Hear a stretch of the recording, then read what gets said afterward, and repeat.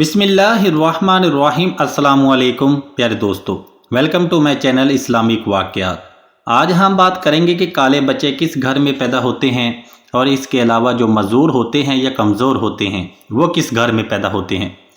ایک مرتبہ ایک شخص اپنی بیوی کو ساتھ لے کر حضرت عمر رضی اللہ تعالیٰ عنہ کی بارگاہ میں حاضر ہو گیا اور عرض کرنے لگا، اے عمر، میں سرخ رنگ کا ہوں اور میری بیوی بھی سرخ رنگ کی ہے، لیکن میرا بچہ کالا ہے۔ یا عمر، یہ میرا بچہ نہیں ہو سکتا، یہ کسی اور کا بچہ ہے، مجھے لگتا ہے میری بیوی نے امانت میں خیانت کی ہے۔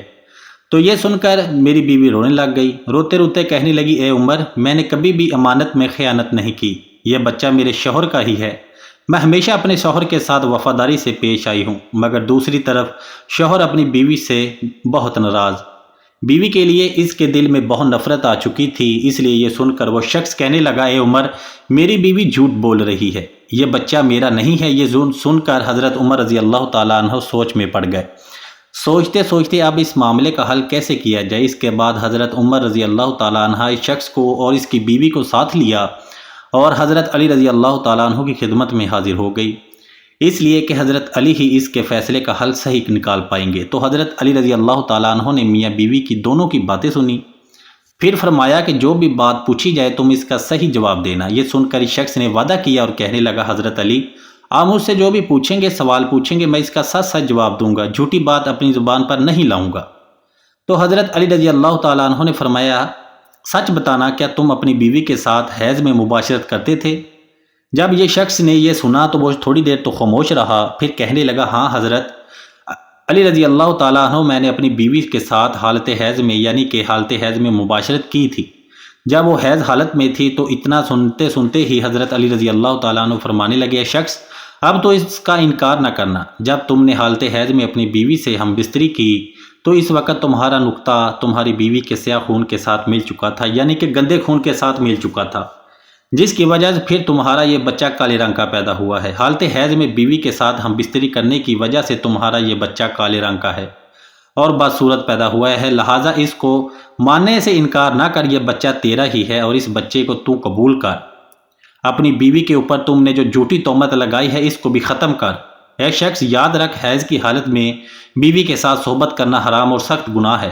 پھر دوستو، میں نے پچھلی ویڈیو میں بھی آپ کو بتایا تھا، اس طریقے کے بارے میں اچھی طرح سمجھایا تھا کہ حیض میں اپنی بیوی کے ساتھ ہم بستری کرنا تو اللہ پاک ایسے شخص کو پسند نہیں فرماتا اور ایسے شخص کو جلدی ہی تباہ و برباد کر دیتا ہے۔ حدیث پاک میں آیا ہے، حیض کے دنوں میں اپنی عورتوں سے دور رہو، اس لیے ان کے نزدیک نہ جایا کرو جب تک کہ وہ پاک صاف نہ ہو جائیں، جب وہ پاک صاف ہو جائیں پھر ان کے پاس جاؤ۔ ان کی تفسیر میں اللہ کے پیارے نبی صلی اللہ علیہ وآلہ وسلم نے فرمایا کہ حیض کے دنوں میں تم اپنی بیویوں کو صحبت نہ کرو، باقی معاملات جو بھی ہیں ان دنوں تم اپنی بیوی سے صحبت کرو۔ اس کے لیے پیارے دوستو یاد رکھیں کہ حیض کی حالت میں بیوی کے ساتھ ہم بستری کرنا حرام ہے، چاہے شادی کی پہلی رات ہی کیوں نہ ہو۔ اگر کوئی شخص اس بات کو ماننے سے انکار کر دے، اپنی بیوی کے ساتھ حیض کی حالت میں صحبت کرے، تو ایسا شخص ایمان سے فارغ ہو جاتا ہے، کیونکہ پیارے دوستو اللہ تعالیٰ نے قرآن پاک میں ہی فرمایا ہے کہ جب حیض کا وقت آ جائے تو اپنی بیویوں سے دور رہو، لیکن آپ ان کے ساتھ بوسن کار کر سکتے ہیں، ان کے ساتھ لیٹ سکتے ہیں، لیکن ہم بستری نہیں کر سکتے۔ پیارے دوستو اب بات کرتے ہیں جو کمزور بچے ہیں وہ کس گھر میں پیدا ہوتے ہیں۔ ایک مرتبہ مدینہ کے شہر میں ایک نوجوان لڑکی کی بوڑھے شخص کے ساتھ شادی ہو گئی۔ اس کے بعد ان دونوں نے میاں بیوی کا ایک دوسرے کے قریب آنا تو جو ہوتا ہے، ان دونوں نے اس عمل کو سر انجام دیا، ہم بستری کی، لیکن اسی رات اس بوڑھے آدمی کا انتقال ہو گیا۔ اب ان دونوں کا ملاپ ہو چکا تھا، وہ ایک جوان لڑکی ہو گئی۔ کچھ مہینوں کے بعد اس عورت کو جو بچہ پیدا ہوا، حاملہ حمل ٹھہر چکا تھا، یہ سوال اٹھنے لگا کہ وہ بوڑھا شخص تو شادی کی پہلی رات ہی انتقال کر گیا تھا، آخر یہ بچہ کیسے پیدا ہو گیا؟ لوگ کہنے لگے یہ بچہ کسی اور مرد کا ہے۔ اس بوڑھے شخص کی ایک ہی پہلی رات تھی جب شادی ہوئی اور اسی رات وہ انتقال کر چکا تھا۔ تو اس بچے کی سوتیلی ماں نے الزام لگانا شروع کر دیا، اس عورت نے زنا کیا ہے اور یہ بچہ اس کا نہیں ہے جس کے ساتھ اس عورت نے زنا کیا۔ ناظرین کرام الزام لگانے لگی، شاید ایک اور بھی وجہ ہو سکتی ہے کہ ستولہ بیٹا یہ نہیں چاہتا تھا کہ اس کی وراثت کا کوئی اور حصہ دار بن جائے، اس لیے اس نے ستیلی ماں پر الزام لگانا شروع کر دیا، یہ بچہ ہمارے باپ کی اولاد نہیں ہے، باپ تو شادی کی پہلی رات ہی انتقال کر چکا تھا۔ پھر یہ جو معاملہ تھا حضرت عمر رضی اللہ تعالیٰ عنہ کی بارگاہ میں پہنچا آپ کی بارگاہ میں وہ ستیلا بیٹا بھی عرض کرنے لگا، یا امیر المومنین، میرا باپ تو شادی کی پہلی رات ہی انتقال کر گیا، یہ بچہ میرے باپ کا نہیں ہو سکتا، یہ بچہ تو زنا کے نتیجے میں پیدا ہوا ہے، اس بچے کو اپنا بھائی میں تسلیم نہیں کرتا۔ ستیلا بیٹا اپنے ساتھ کچھ گواہوں کو بھی لے آیا، وہ سب یہی کہہ رہے تھے، اس کا باپ تو شادی کے وقت ہی انتقال کر گیا، اس لیے یہ میرا بھائی نہیں ہو سکتا۔ یہ سب سن کر حضرت عمر رضی اللہ تعالیٰ عنہ بھی کہنے لگے، یہ سچ میں یہ عورت ہی قصوروار ہے، کیونکہ سب لوگ اس کے خلاف گواہی دے رہے تھے۔ حضرت عمر نے سب کی باتیں سنی، اس کا فیصلہ سنانے والے ہی تھے کہ اتنے میں حضرت علی رضی اللہ تعالیٰ عنہ تشریف لے آئے۔ آپ رضی اللہ تعالیٰ عنہ نے جب یہ سارا معاملہ سنا تو پھر آپ رضی اللہ تعالیٰ عنہ نے اس بیٹے کو ستیلا جو تھا اس سے سوال کیا کہ اے شخص بتا، کتنے عرصے تک یہ دونوں ساتھ رہے؟ آپ جس بچے پر الزام لگا رہے ہو وہ بچہ کہاں ہے؟ یہ سن کر اس سے پہلے بیٹی کہا، یا علی، آپ کو دکھا سکتا ہوں، مگر اس وقت وہ ہمارے ساتھ موجود نہیں ہے، یعنی کہ ان کا باپ جو تھا وہ مر چکا تھا، تو کل اس بچے کو لے کے آنا۔ حضرت علی نے فرمایا، کل میں اس کا فیصلہ کروں گا۔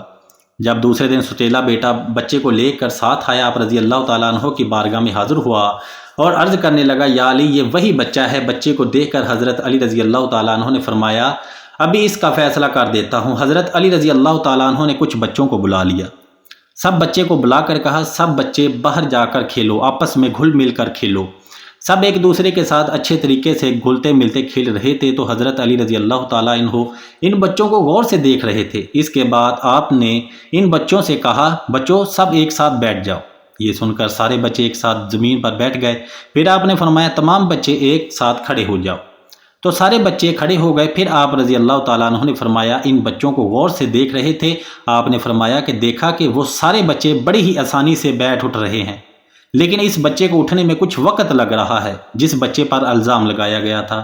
جب حضرت علی رضی اللہ تعالیٰ عنہ نے یہ سب کچھ دیکھا تو فیصلہ سنایا۔ آپ نے فرمایا کہ یہ بچہ اسی بوڑھے شخص کا ہے، کسی اور مرد کا بچہ نہیں ہے، کیونکہ اس بچے کا باپ بوڑھا تھا، اس لیے اس میں کچھ کمزوری نظر آ رہی ہے، اور باقی بچے جوان مردوں کے اس لیے وہ سارے تندرست ہیں۔ اللہ پاک ہمیں بہتر عمل کرنے کی توفیق عطا فرمائے، اور ہمیں 5 وقت نماز ادا کرنے کی توفیق عطا فرمائے، اور ہمیں ایک دوسرے کے ساتھ صحیح فیصلہ کرنے کی توفیق عطا فرمائے، اچھے طریقے سے پیش آنے کی توفیق عطا فرمائے۔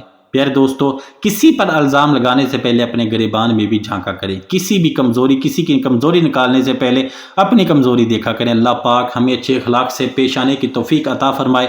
پیارے دوستو، یہ ساری جائیداد، سارا پیسہ یہیں پر رہ جانا ہے، خالی ہاتھ ہی قبر میں جانا ہے۔ پیارے دوستو، اللہ تعالیٰ کے 99 ناموں میں سے ایک نام کمنٹ باکس میں ضرور ٹائپ کیجئے گا۔ اگر آپ کو میری ویڈیو سے کوئی سیکھنے کو ملا تو ویڈیو کو لائک اور چینل کو بھی سبسکرائب لازمی کر دیجئے گا۔ پیارے دوستو، ملتے ہیں نیکسٹ ویڈیو میں، تب تک کے لیے اللہ حافظ۔